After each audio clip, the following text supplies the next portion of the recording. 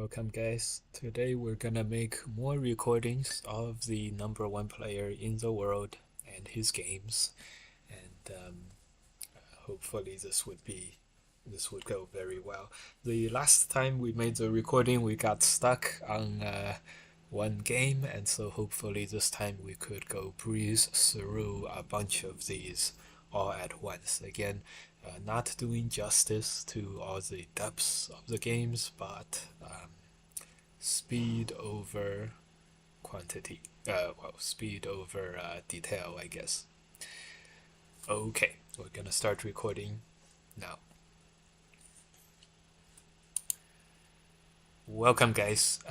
Today we're continuing to take a look at the Nanyang Cup, and we're gonna take a look at it through the lens of the number one player in the world, Shin Jin-so, SJS, as many Go enthusiasts call him. Today we're using the website gokifu.com to find SGFs for him. Just a quick note, last time we saw the round of 32, and here this Go ratings is courtesy of goratings.org. These are basically ELO ratings. If you win more games, you rank up, and this is very, very scientific. And so this is a list of all the top Go players in the world. Shin Jin-so is number one, as we know. And then you see a bunch of Chinese players. Park Jung-won, very famous. Ke Jie, very famous right here. Ricky Rio, the newest winner of the Nanyang Cup, the last big Go tournament. So I'm sure that propelled him up a lot. And then inside Japan, the number one player for a long time was this guy, Aiyama Yuta. But let's just say the winning the Nanyang Cup does some good to your ELO rating. The first round, the round of 32 of the Nanyang Cup, Shin Jin-so played this guy Fan Tingyu, number 11, also very, very high. And so today it is the round of 16. And in the round of 16, he is going to play against Lian Xiao, another top player. Let's see if we can find him here. Here he is, number 15. He's also in the, number 15. Great. Here is the game. And by the way, we are using gokifu.com today. The background is just their pictures. This is their pictures on the Fox server. So you guys have heard a lot about SJS, the number one player in the world. For those of you who are not that familiar with Lian Xiao, he is apparently the one Go player who is most popular with the ladies. And he became famous because he was riding, on a flight and he was sleeping, and then a flight attendant took a picture of him and said, "Wow, this is my my love at first sight." And then people dug into it a bit, and as a result, they said, yeah, this is Lian Xiao. Yeah, he's a Go player. Yes, so Go players are also very, very good looking. If you ask me, from the pictures on Taijum, he looks the most like Sai from the Hikaru no Go anime. I don't know, I looked up his picture, look at him, this is him, and then Sai from Go, Hikaru no Go, I looked it up, and I was like, yeah, I can see that. I see a little bit of that. Feel free to let me know if you guys see a little bit of the Sai in Lian Xiao. I see him a little bit. Put a robe on him and he fits right in. All right, without much further ado, let's take a look. By the way, Lian Xiao does play on Fox a lot. He has a silver crown next to his name on Fox, and that's because he once you win a runner up or second place in major championships, you get a silver crown, and Lian Xiao is probably the strongest player um, to have a the strongest player to not have a golden crown, and that's earned him a bit of a sad title to have, which is the 1,000-year second placer. Um, Anyways, he placed second in many tournaments, and so he's extremely strong. And of course, he's very good looking and popular with the ladies. So I guess I guess I guess he's. I wish I was him, for example. Okay. In terms of Go style, Lian Xiao is a very fighty type of player. He grew up in the internet era, and then with thousands and thousands of games under his belt, this is, like extremely strong fighting ability is the trait associated with many of the people um, of this modern age. So just like Xin Jisou, this is a very strong and crafty fighter. Beginning of the game, Xin Jisou is white in this game.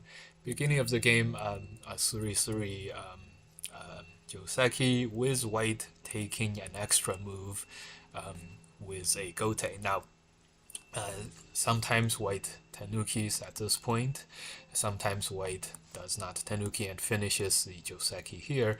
I think in this case, because both of the close corners to the bottom corner is taken by black stones, and so that makes white prefer to finish the Joseki and get a slightly stronger shape overall on the margin, because on both sides white's strength will limit further development of making big moyos by black, because the strength is gonna make this lower right corner relatively worry-free.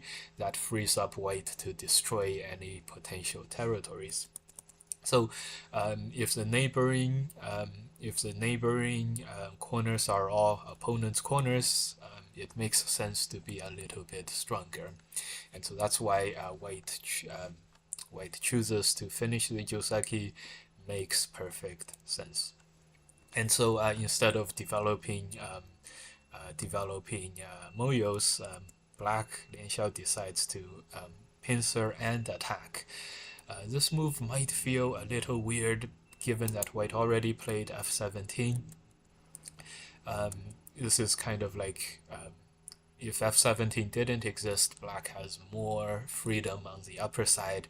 With this move, after white extends out, diagonal move out, feels a little bit weaker as black on the top, but I'm sure he has his reasons.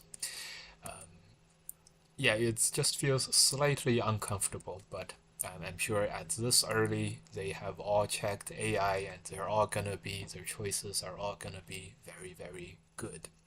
However, directional of play, direction of the game wise, black is notedly taking a very active invading approach.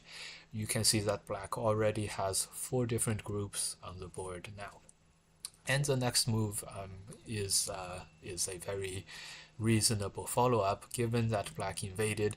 This is we can see this as maybe black is thinking, I'm gonna invade, you play a slow diagonal move, I will go ahead and take my big territory move on the right hand side, and then here black goes onto the defensive and continues the fight on the upper side. This is very nice, and this is something that you'll see quite often at the top strong player levels.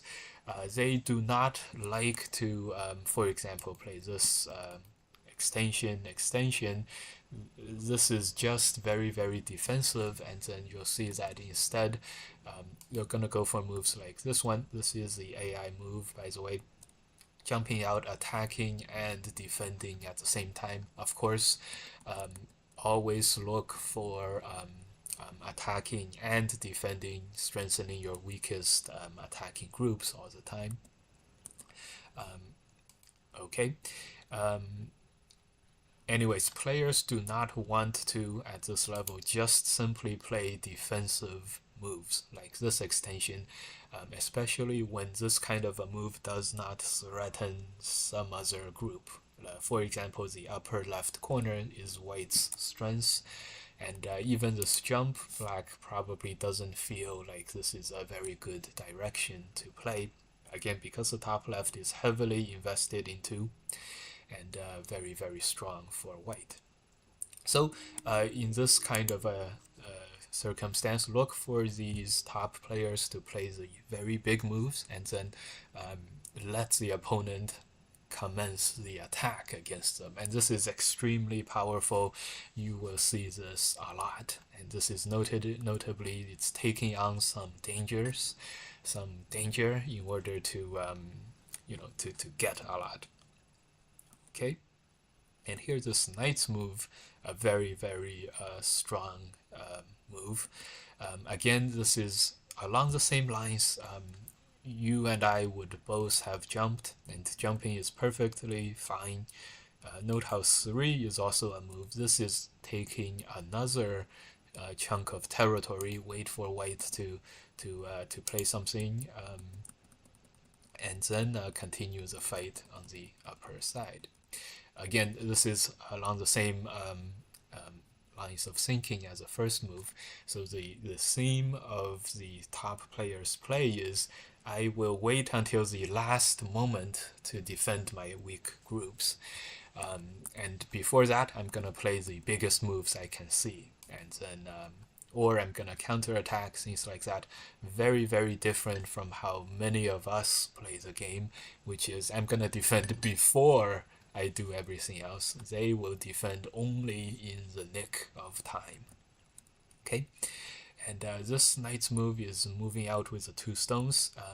I think white chickened out of the push and cut because once black completes this kind of a surround, it does feel like this is a bit unfavorable for white. Okay, so without this, then this knight's move does work, and therefore white is going to look for a more defensive option than to push and cut and go for the full attack. So white plays here. If black commits to cutting white, then this turn sets up this double Atari, and so if you can't block, you will be cut on the upper side. This is very, very favorable for white, capturing 1 stone and saving your own groups.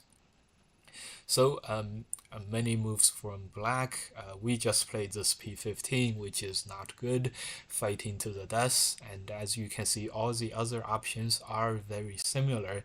They are all strengthening the black's weakest group on the left-hand side, or play in this move, which is taking another big chunk of territory and noticeably going on the total defensive and waiting for white to try to punish black, and then playing accordingly.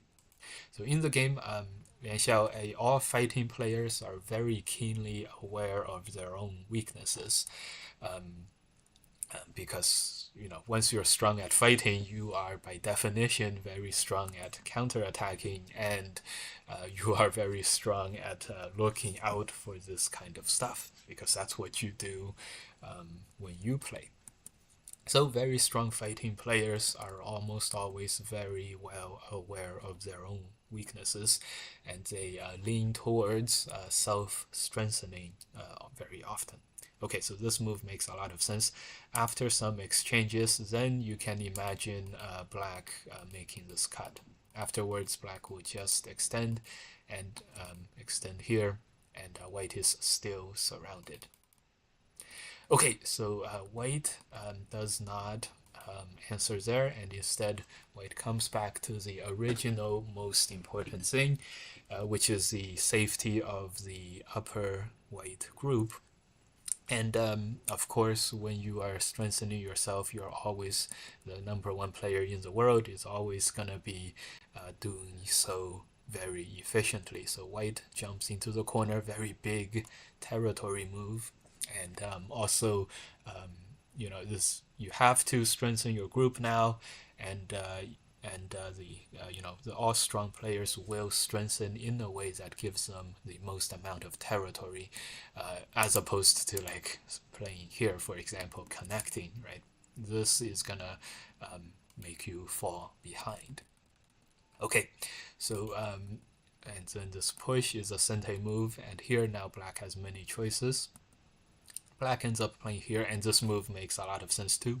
So noticeably we are seeing the two of the strongest players in the world in this game playing out this very traditional like testing each other, not committing to like a fully fledged fight at this moment, and both sides are kind of very respectful of the boundaries. Both sides are like, I'm threatening you, and then I'm defending and threatening you, and the game is gonna go on. Okay, and so white plays a very big move on the left hand side. This is noticeably big. So this game right now is still very, very even. In fact, right about here, yes, this is, as you know, this is Chinese rules, so black starts with about a 2-point deficit, and right now black is down by 3 points. If you guys are wondering, this Fox AI system, the complicated character is black, the not so complicated character is white.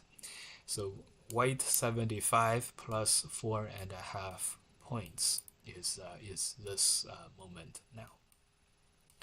Okay, good. Let's see.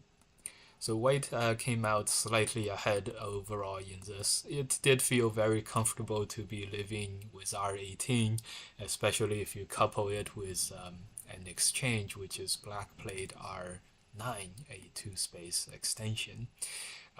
And I say this because now white comfortably has sente to do whatever white deems to be important on the board. Okay. So very noticeably big move, and black plays here. This is also very big. Now, sometimes we want to play these 2-space extensions. Sometimes we don't. How do I tell if we want to or not?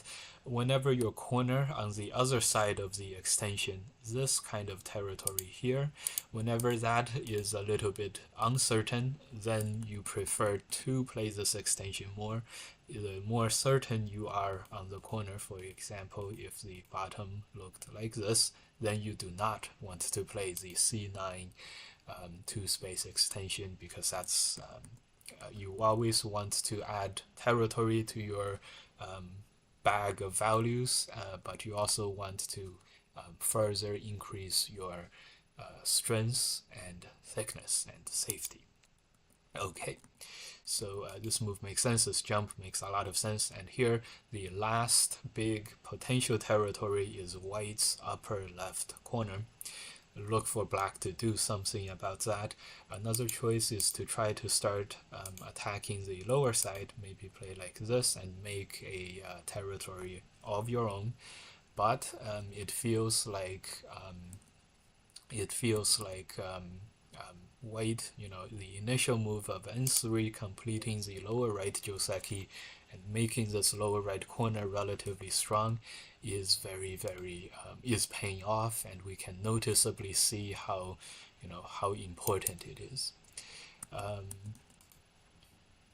Lazy 2-space extension, yes. Sometimes the 2-space extension can be not good. Any extension, when you're extending not very far from somewhere that you are strong, is no good. But in this case, the corner was not that strong, so then it's fine. It's relatively fine. Yes, so here black invades. This invasion is very good, and after this, black is increasing white's weaknesses on the outside, and this is also destroying territory and everything. Good. And so instead of attacking this stone directly, look what the #1 player in the world does. He pushes here and then squeezes here.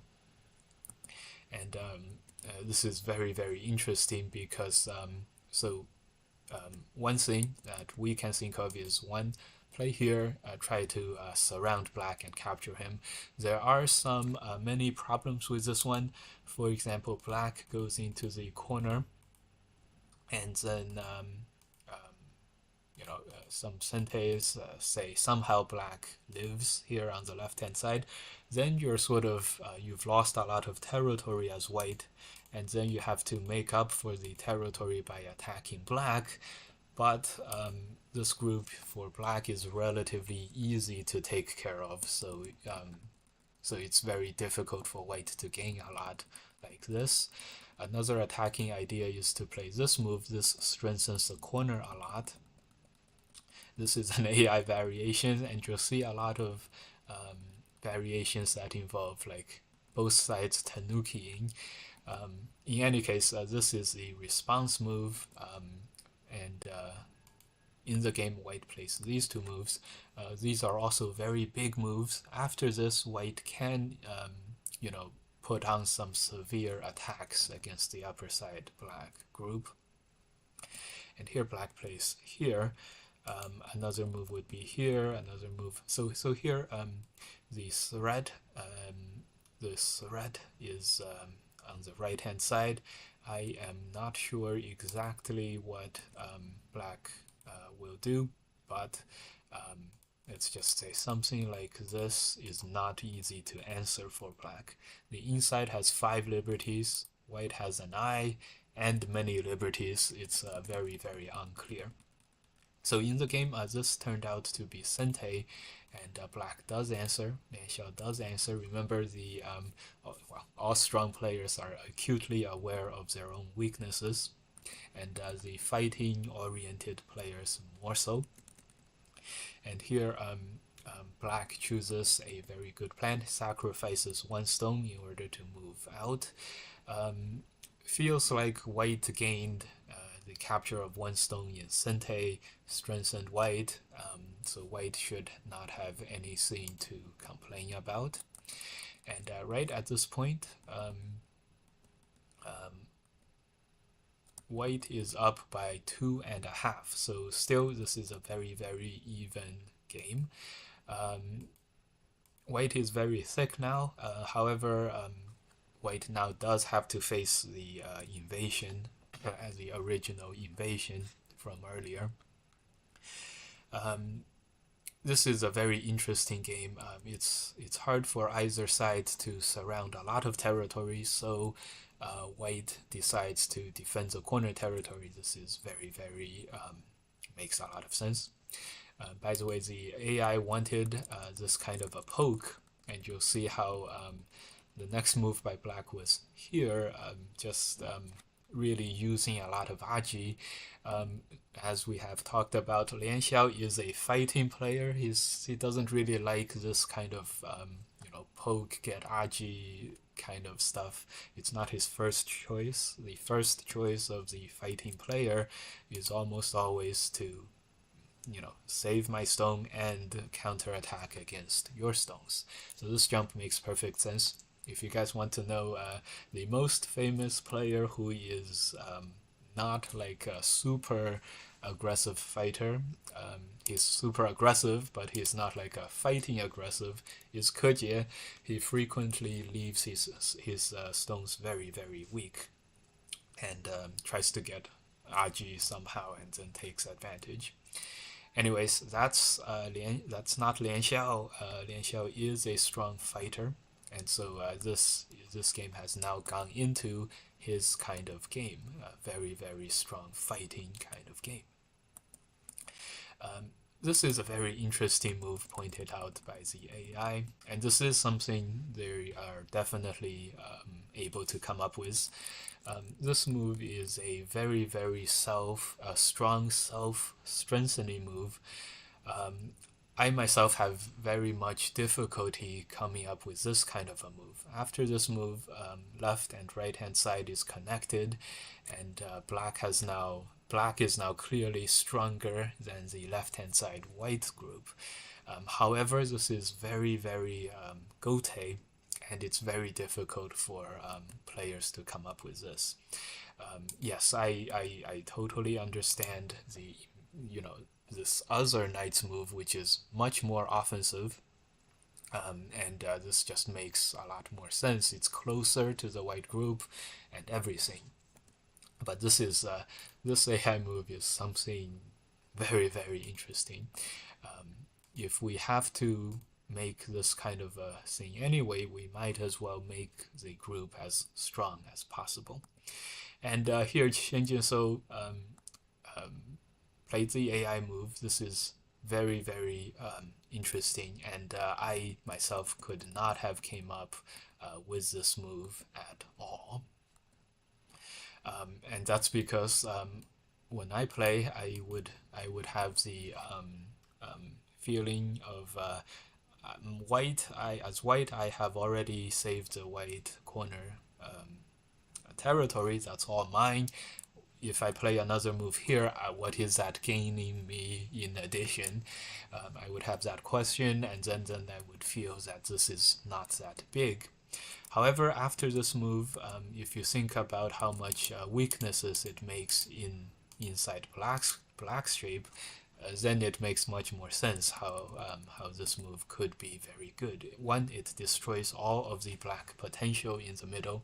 Second, it's very likely to be sente because black has cuts, and so yeah, this is quite nice, and this is for sure why the AI move was a knight's move here. Very, very interesting. Very, very interesting. Okay. So this is a place that looks small on the territory end, but is actually quite big. And in the game, Lian Xiao plays this move, a tanuki move. I don't know how big this one is, but one, it totally strengthens the right-hand side. It somewhat helps the middle weaknesses, and as long as black is stronger here, white is gonna look weaker on the bottom of the board. So if from black's perspective, you can definitely see how this one move and the white move in exchange is clearly bigger for black in terms of territory and stuff. And if black is able to accomplish all the other stated goals, making white weaker and everything, then this makes sense. So in the game, black strengthened himself. This is a very attacking kind of player would make these moves, these slow, hongtae, thick, strong moves. When strong professionals play these kinds of moves, they are often looking for the attack. They are, or else they would play super efficient, super fast. Yeah, so okay, what is black looking forward to? Let's see. So in the game, white continues with the pre-planned attacks against the left-hand side cutting points. And here, noticeably, white can play this Atari and extend and take some territory.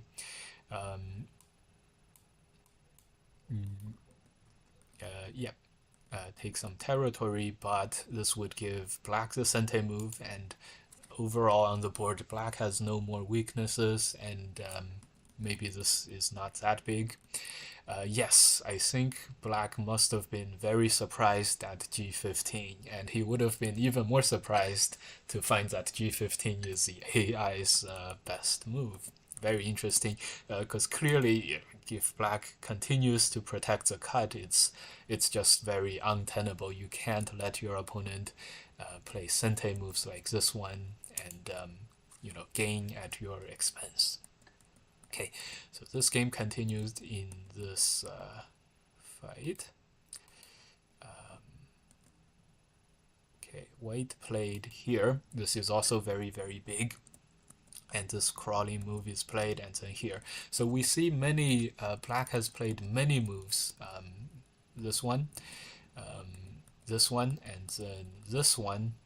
They're all defending and making black's territory very, very secure. So look for whenever they do this, they are looking to attack. They're looking to pounce. They are not looking to just defend.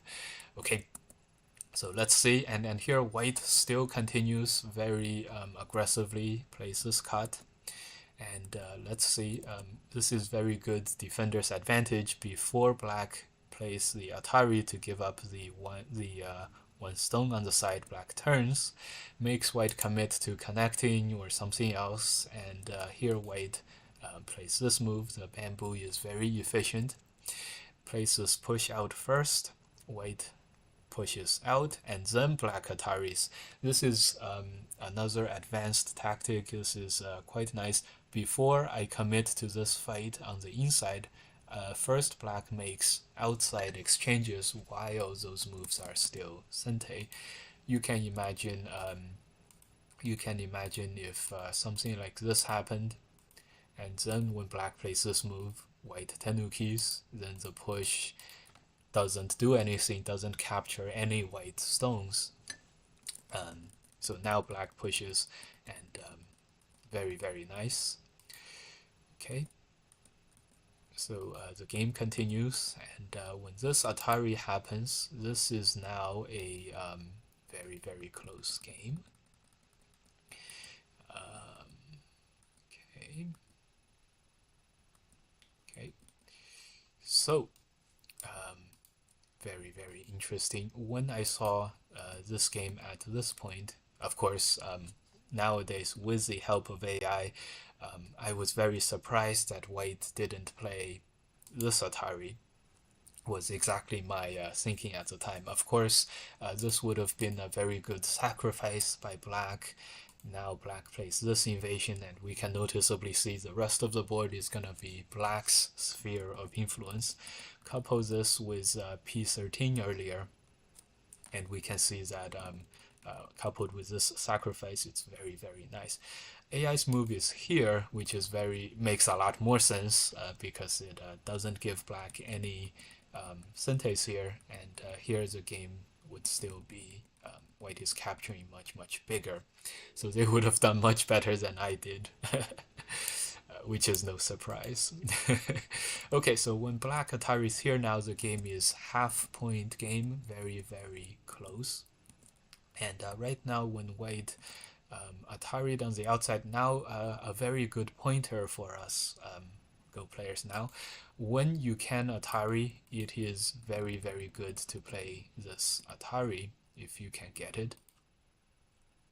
And that's because if you can get the opponent to commit to saving this one stone first, then you play this Atari, all of a sudden all the black stones on the inside are now much heavier.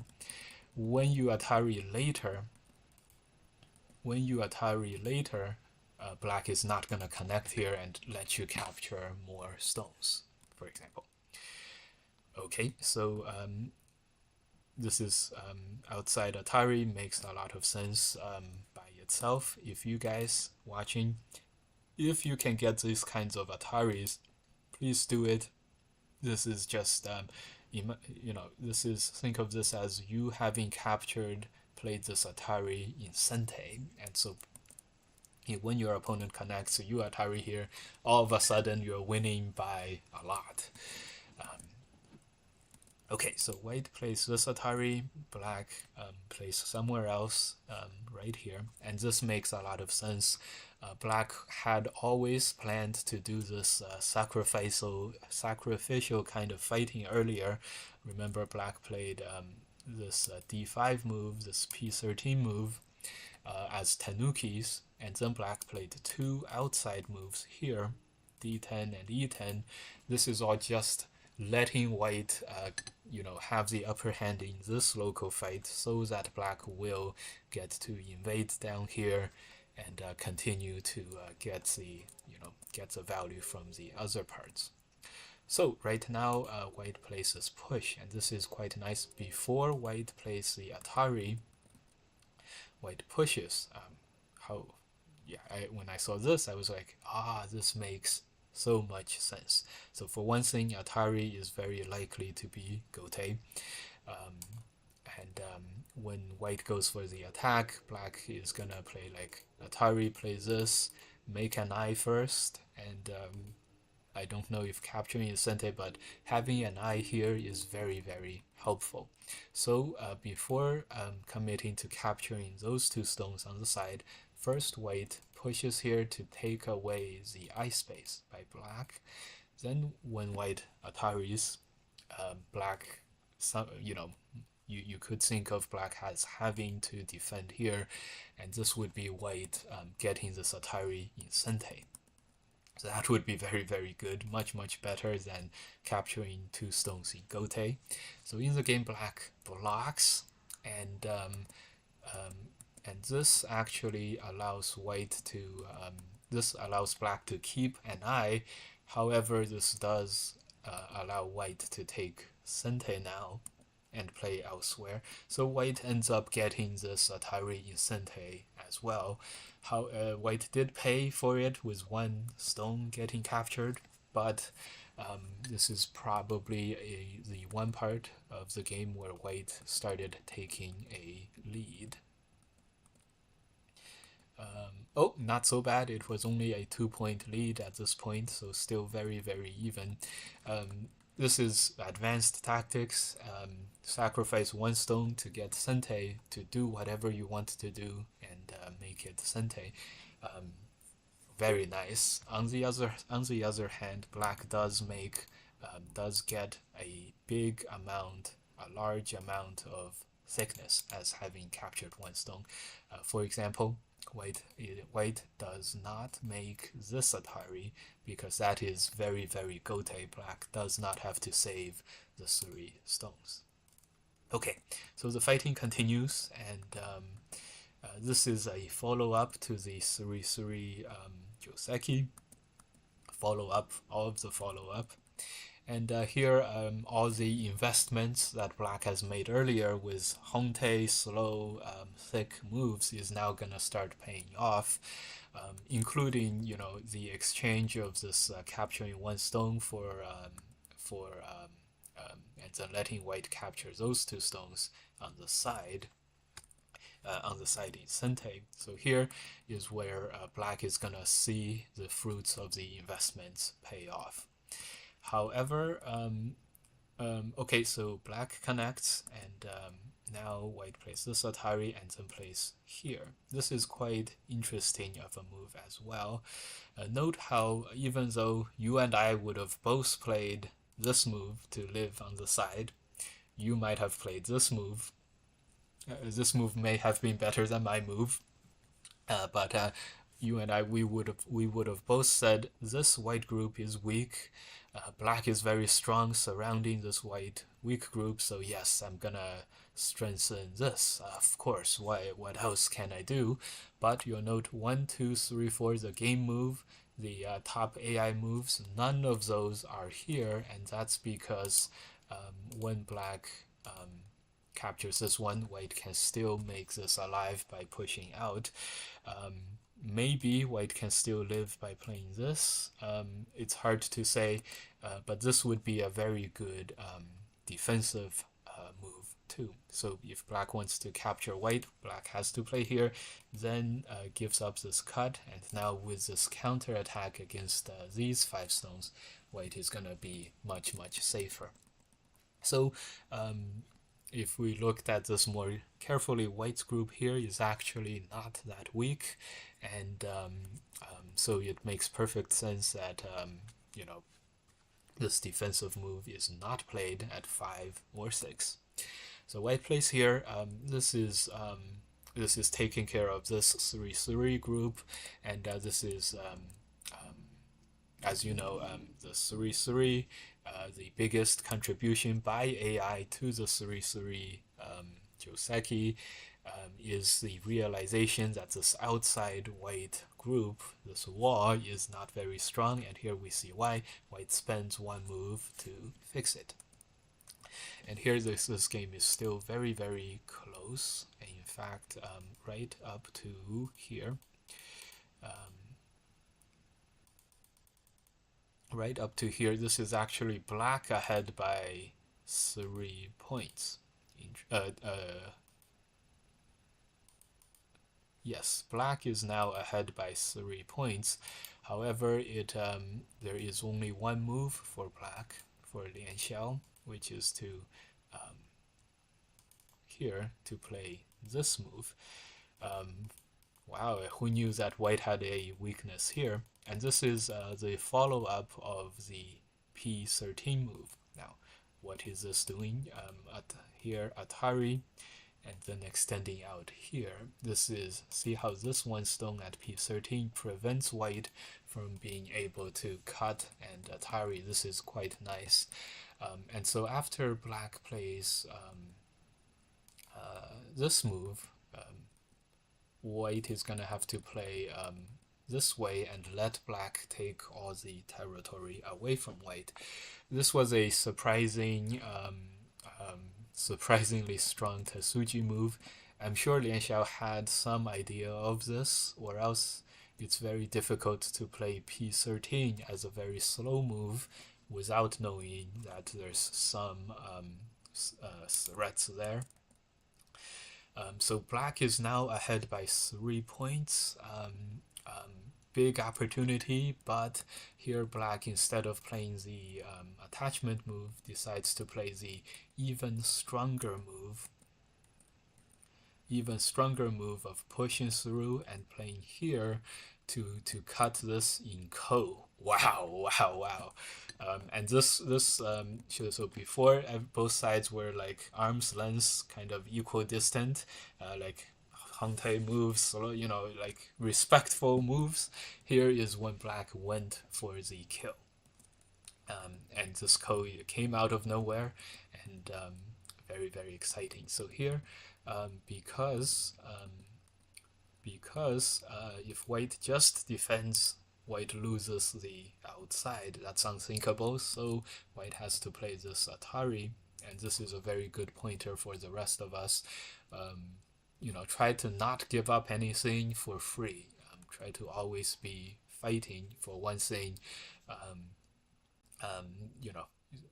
If you fight for it, your opponent might back off. Say if black connects, then white wins by a landslide. When the game is on the line, it's very difficult to back off from either side. Okay, so in the game, let's see what co-threat black found, which is the bottom. Okay, and this one co-thread is actually not big enough.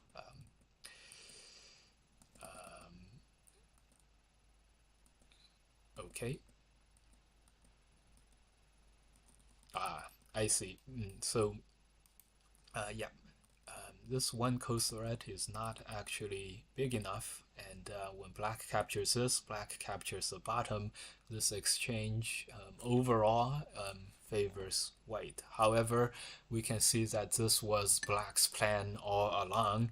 He did this. We knew this was his plan from this move.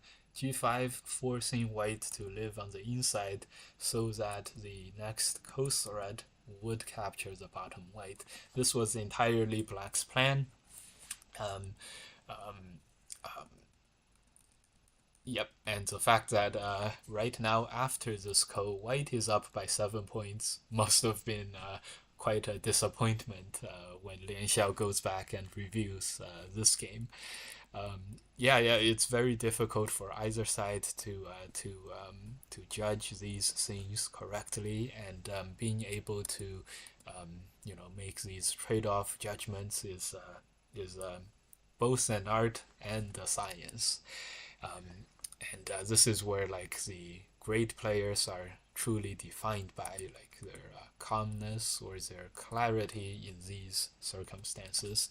So overall, it seems like Lian Xiao got what he wanted. He used the code to capture a whole group, and White captured 3 stones, which is much less than a whole group, right? How this didn't look like it. This didn't look like it was bad for Black.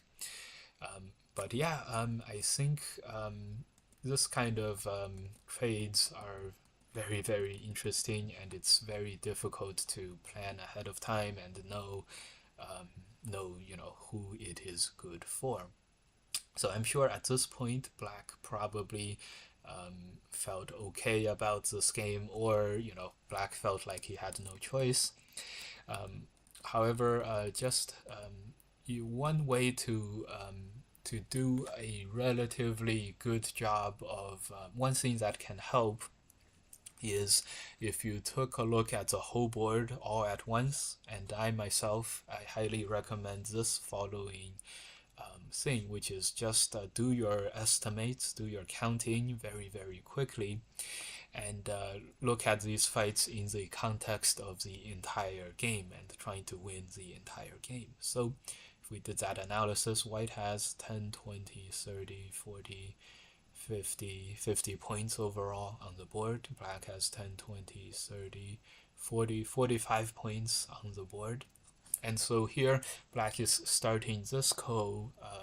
White has a weakness here. Black is starting this ko at a very large territory deficit, and so even though territorial-wise, Black gained a lot by capturing the 8 white stones, White has made up all the deficit in the thickness and safety of groups, and all the agi involved. White also did destroy Black's, part of the corner. This is another move for White to get more territory. And if we estimate the territory now, Black would have 10, 20, 30, 40, 50, 60, 70 points overall on the game, on the board. White has 10, 20, 30, 40, 50, 60, 65 points on the board. But right now, White has the thickness advantage. The top White is not, the top Black group is not safe.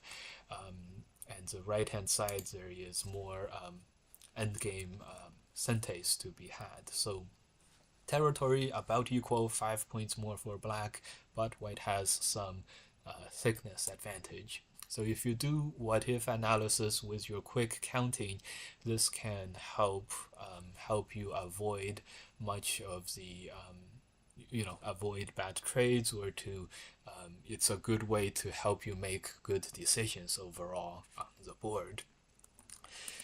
Of course, I know most people do not count as fast as I do. Just realize that I also don't count as fast as I do. I just estimate. I am not able to actually arrive at any precise counts. Okay, so this game continued. Black played here. This is protecting against the cut, and White was the first one to play this knight's move, just utilizing the last remaining bits of agi with this dead group. And this crawling move at k17 is just another artifact of losing the ko and giving White all the all the thickness advantage. And White uses this group, this dead group, to win this ko, and afterwards more cuts. And here, this is the final fight of the game. So at this point, it is very good to note White may have come to the same conclusion that we did, which is White actually came out of this co-trade more favored in the game than Black. And the inclination of all Go players is to defend the win and go on the defensive, not very aggressive when we have comfortable leads, as White has in this game. However, look how the strongest player in the world plays in these circumstances. No let up, no, committing to this attach, committing to this cut, no let up, just keep fighting. It's very, very difficult to win the game if you go if you go off defensive, if you don't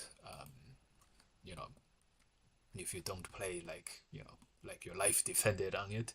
A lead can evaporate very quickly, even for these top players. So here it was Black who played this move, which is defending the major group, and as a result, White is gonna capture that one stone, and White gets this move. Black plays the Atari, and this game actually ended right here.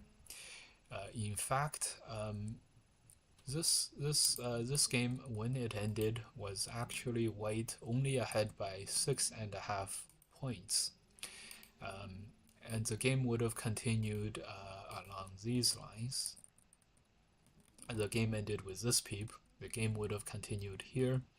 Atari captures this one, and then another exchange, White capturing 4 black stones, and Black also capturing 4 white stones on the outside.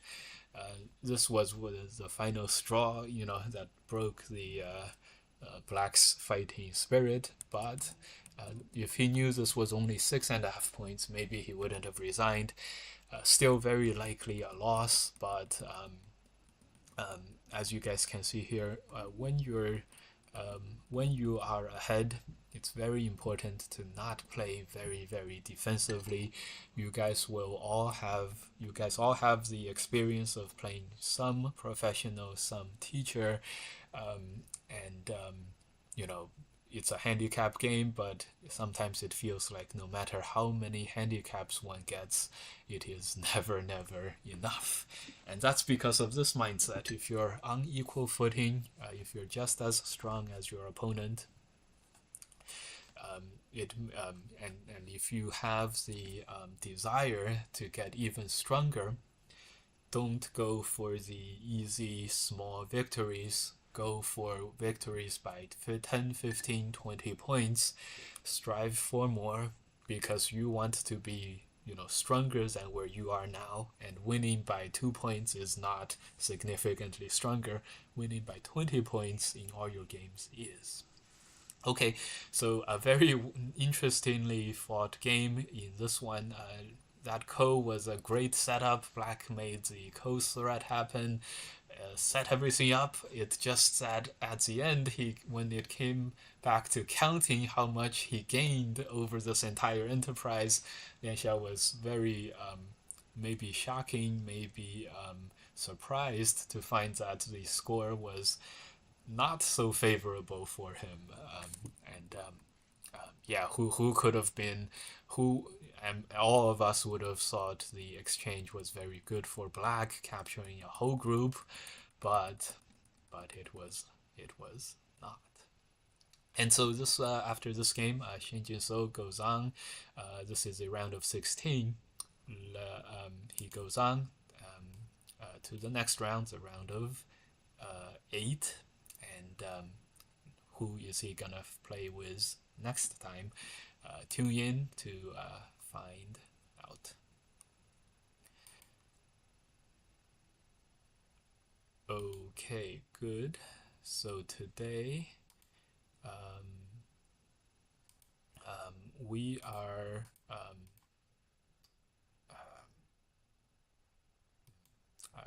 gonna just finish this recording and just keep it at one recording. We're not gonna make this into a video, but maybe we'll record some more of these for the future. Actually, we are gonna upload this video as well as a separate video, just to keep the live streams and the videos separate. If you guys want to see the video, which is unedited, it's just recorded, we can check out my YouTube, and then we're gonna be good. All right. Next time, next time it's gonna go for more. I hope these are good. I'm gonna get ready for my lesson, and see you guys